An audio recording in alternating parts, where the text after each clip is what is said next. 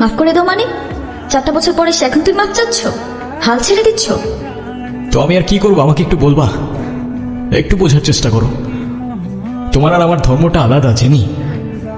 তোমার ফ্যামিলি কখনোই আমাদের সম্পর্কটা মেনে নেবে না। তুমি কি আমাকে ভালোবাসো না? আরে দুনিয়ার সবাই মেনে না নিলে যদি আমার প্রতি তোমার ভালোবাসাটা কমে যায় না, তাহলে থাকো, আমি চললাম। কোথায় যাচ্ছ? বাবার পছন্দের ছেলেকে বিয়ে করতে। তাহলে আমার কি হবে? তুমি তো আর আমাকে ভালোবাসো না। বাসি, অনেক ভালোবাসি। পরিবার তো মানবে না। না মানুক? সমাজ কি বলবে? সমাজের বাইরে চলে যাব। কত দূর? যতদূর গেলে তোমার আর আমার ছোট্ট একটা সংসার হবে। আগলে রাখতে পারবে? সারা জীবন।